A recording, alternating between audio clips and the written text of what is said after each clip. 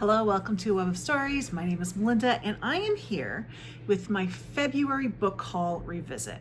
So what this is I look back at book hauls from years, or in this case, year past, and I see what books I brought in that month and if I'd read them or not.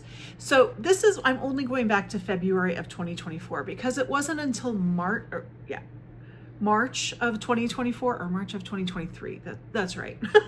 March of 2023 when I really started keeping track of this. So this is the last time it will only be 1 month. Or 1 month in an episode.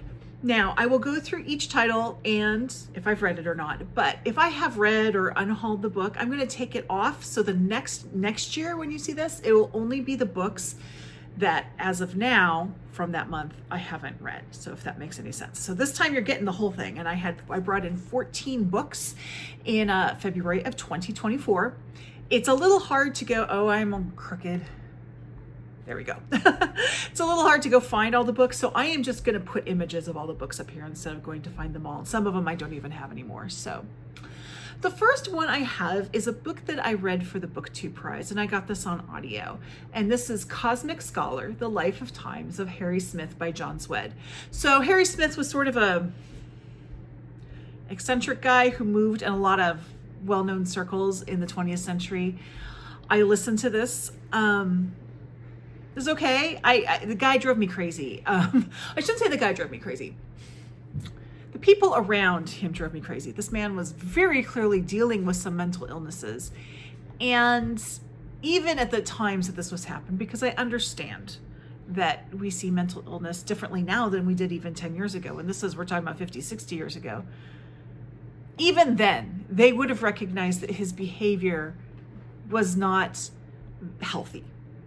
And they just continue to enable him. And that drove me crazy. I wasn't super interested in what Harry Smith did in his life, so that was just an interest level for me, but yeah, whatever. It was fine.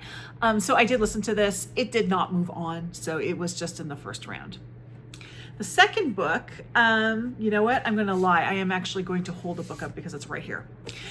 Is Divine Might, Greek Goddesses in Greek Myth by Natalie Haynes. I'm recording this on January 31st. I just finished this book yesterday. So this is Natalie Haynes, who, did I say Hines before? I met Haynes. She is a classicist from England. She also has a radio show where Natalie Haynes stands up for the classics. She has a background in stand-up comedy, so she's very funny. This goes into several of the major Greek goddesses and does kind of a deep dive on them. I enjoyed this. I kind of feel like I need to know this stuff because my daughter is really into Greek mythology. I would say, though, this is not really an entry-level book for that. I might also, if someone's interested in this, I might actually recommend the audio just because Natalie Haynes is such a good audiobook narrator and so much of her humor is there. I'm assuming she reads the audio. Not actually sure. But if she does, I would recommend the audio. So that was Divine Might. And then the next book I have is a short story collection, and I'm crooked again. I think I moved the table a little bit, and that's what happens. Sorry.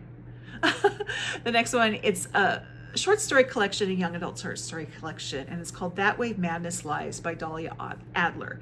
I am actually sort of in the process of reading this. So this is a collection of YA, contemporary YA short stories, but based on Shakespeare plays. So I'm kind of reading this along with my Shakespeare project. So I'm a little bit behind, but as we read the play, I'm reading the corresponding story. When I finish this book depends on when we've read all the plays that are included in this, but I am currently in process. I actually was recommended this book by Andrea at Books and Bocadillos for this.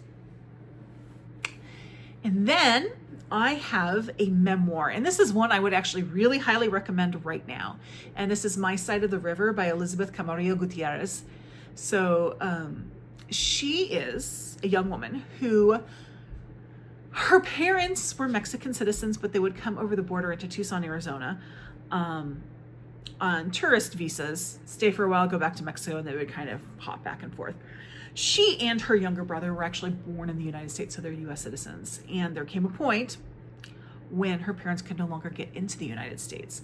So she had a choice. Does she, and she's like 14 years old. She's younger than my daughter at this point. she has a choice. Does she go back to Mexico with her family and she's very interested in getting a very good education. She's very goal oriented. And she knows that she's not going to get the education in Mexico that she would get in the United States. Or does she stay in the United States by herself to get her high school education and go off to college while her family can't enter the country? She does choose the latter, and it's a story of that.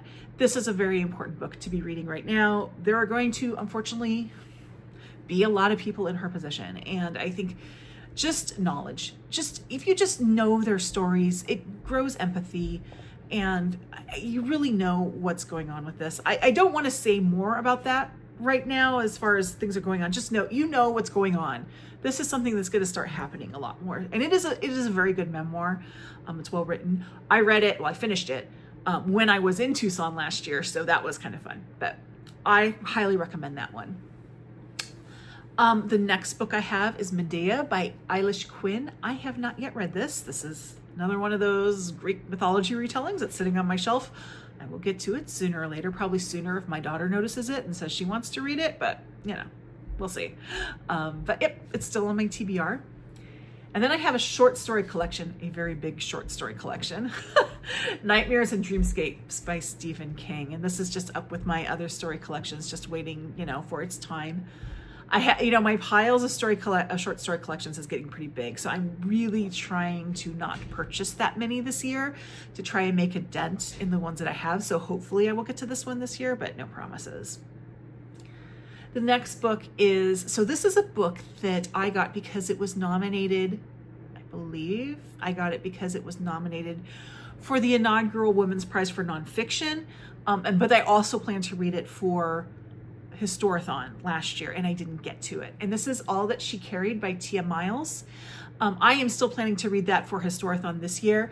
There is a possibility, I'm sorry, I'm crooked again. There is a possibility I may read it this month in February because it's African American History Month. It depends on how my other books go.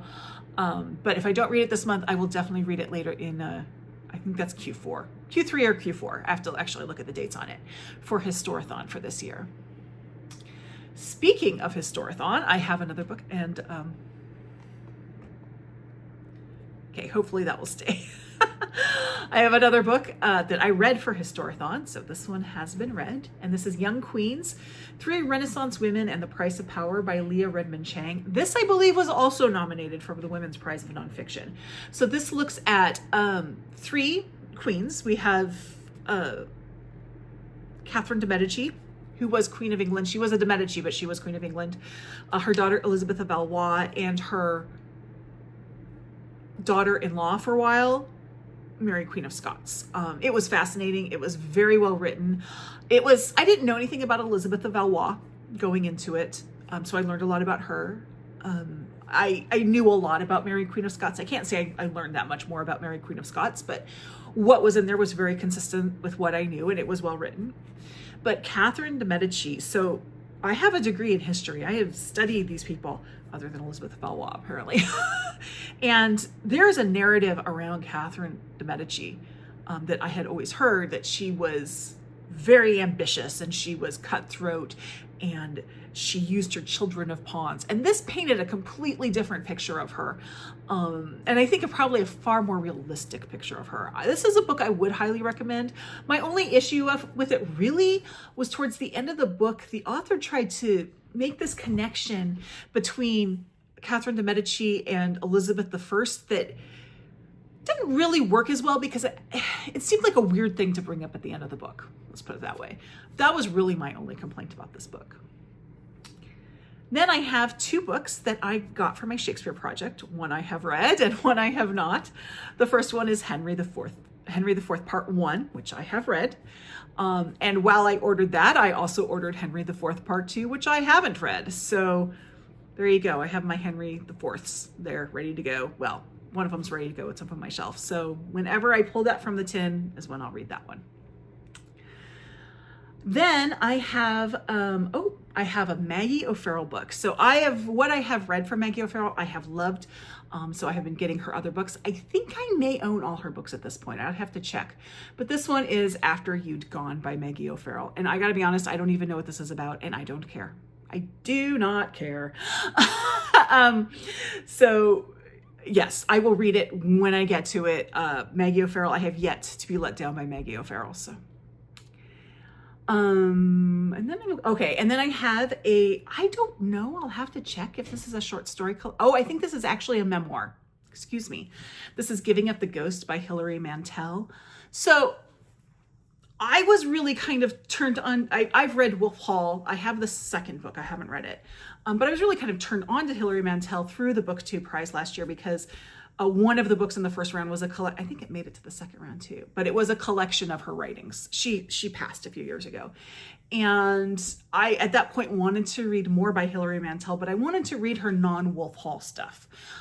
As I said, I can read the second book. It's on my Kindle. I can read it whenever I want, but I wanted to read some of her other works.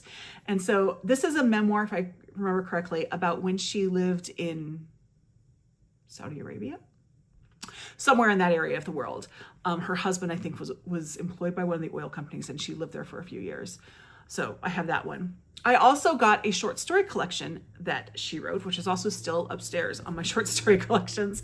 And that is The Assassination of Margaret Thatcher. And you can't not pass that book up. I mean, you can't pass that book up. That's a great title.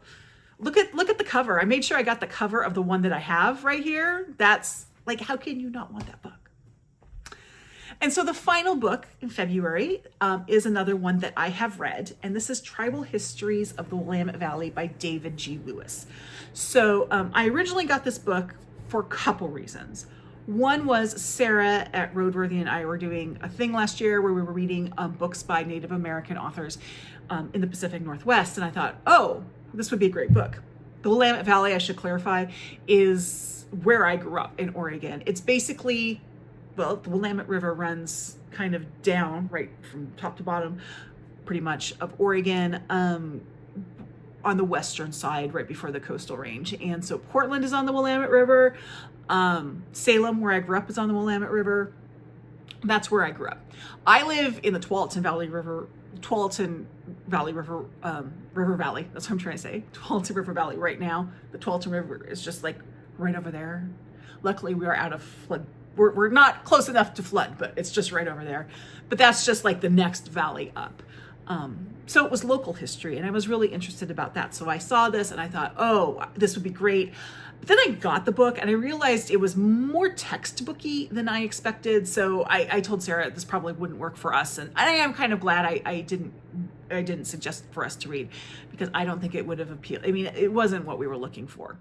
And that's fine. However, I did read it on my own and really enjoyed it. I learned quite a bit of local history.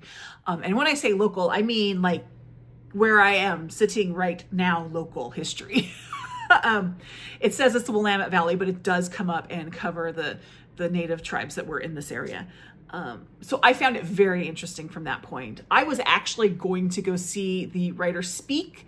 He came to our library to do a presentation, but unfortunately it was the weekend after the election and I just couldn't do it. At that point, I just wanted to stay in my house and lick my wounds.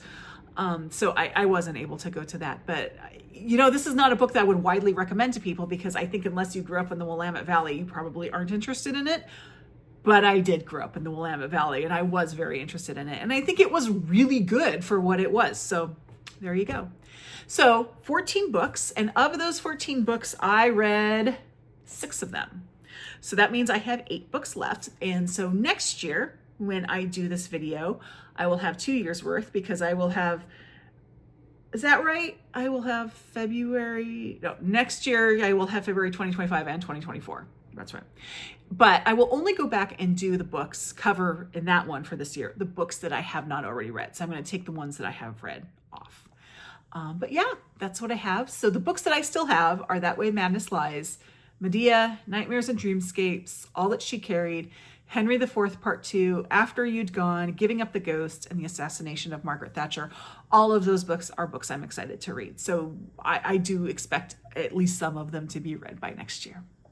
Anyway, that is my book haul revisit for February. This is a short one. Enjoy it, because they aren't going to be short from here on out.